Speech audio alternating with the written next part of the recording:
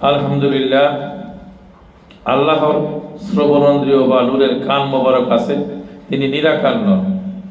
মানুষ মহান আল্লাহর নামে কসম করে কখন কি বলে সর্বশ্রোতা আল্লাহ সবই শোনেন।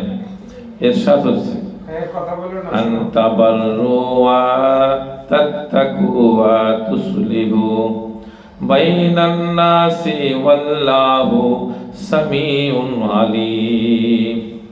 অর্থ হচ্ছে তোমরা সৎ কাজ করো। কি করো? তোমরা সৎ কাজ করো, তাকওয়া অবলম্বন করো, আর মানুষের মাঝে শান্তি স্থাপন করো। অবশ্যই আল্লাহ সবকিছু শোনেন ও জানেন। সূরা আল বাকারা আয়াত নম্বর 224।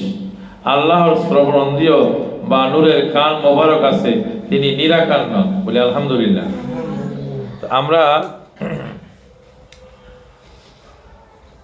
কি বলছে আল্লাহকে? তোমরা সৎ কাজ করতে বলছে, তাকওয়া অবলম্বন করতে বলছে, মানুষের মাঝে শান্তি স্থাপন করতে বলছে, ঠিক কিনা? তাহলে আমরা কি অশান্তি সৃষ্টি করব? আমাদেরকে অপরাধ করলেও তাকে ক্ষমার দৃষ্টি দেখতে হবে। কি আর ক্ষমা করতে পারলে তো অশান্তি হলো না। কি আর যদি মারের বদলে মাইট দিয়ে কি হবে? এটা ব্যতিক্রম হয়ে গেল না? ক্ষমার দিকে দেখতে হবে আমাদেরকে, এইটাই আল্লাহ বলছে আর কি। অর্থ আয়াতে ব্যাখ্যা আল্লাহ যে বাণী মোবারক প্রদান করেছেন। বর্ণিত হাদিসটি তাফসিরে কিতাব তাফসিরে তাবারি 2য় খণ্ডে 401 পৃষ্ঠায় হযরত আব্দুল্লাহ ইবনে আব্বাস রাদিয়াল্লাহু তাআলা হতে বর্ণনা করা হয়েছে। তিনি বলেন, আল্লাহর বাণী, তোমরা কসমের জন্য আল্লাহর নামকে লক্ষ্যবস্তু করো না। কি করো না? আমরা কসম করি না? কসম করে কিন্তু কি করি? একটা কসম করি, আল্লাহর নামে কসম করি, এগুলা করতে নিষেধ করছে আল্লাহ পাকে।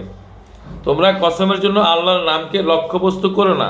সৎ কাজ থেকে, আত্মসংযম থেকে এবং মানুষের মাঝে মীমাংসা করে দেওয়া থেকে বেঁচে থাকার উদ্দেশ্যে কোনো ব্যক্তি এরূপ কসম করত যে সে ভালো কাজ করবে না এবং তাকেও অবলম্বন করবে না। তাদের এরূপ কসম করতে মহান আল্লাহ, মহামানিত আল্লাহ নিষেধ করেছে। এই পরিপ্রেক্ষিতে আল্লাহ বলেন, ওয়াল্লাহু সামিউন আলিম। অবশ্যই আল্লাহ সব কিছু শোনেন ও জানেন। আল্লাহর শ্রবণেন্দ্রিয় বা নূরের কান মোবারক আছে, তিনি নিরাকার নন। বর্ণিত হাদিসটি তাফসিরে কিতাব তাফসিরে দুরে মানসুর 2য় খণ্ডে 642 পৃষ্ঠায় হযরত সাঈদ ইবনে জুবাইর রাদিয়াল্লাহু তাআলা হতে বর্ণনা করা হয়েছে। তিনি অর্থ আয়াতে ব্যাখ্যায় বলেন, ওয়াল্লাহু সামিউন ইয়ামিনাল্লাতি হালাফু আলাইহা আলিমুন আলিমুন বিহা। মানুষ যখন যে ব্যাপারে কসম করে আল্লাহ তা শোনেন এবং এ ব্যাপারে তিনি সব কিছুই জানেন।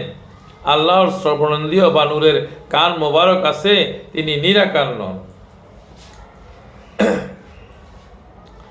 বর্ণিত হাদিসটি হাদিসি কিতাব সুনানে আদ-দারিমি 2য় খণ্ডে 550 পৃষ্ঠায় হযরত মাকাল ইবনে ইয়াসার রাদিয়াল্লাহু তাআলা আনহু হতে বর্ণনা করা হয়েছে।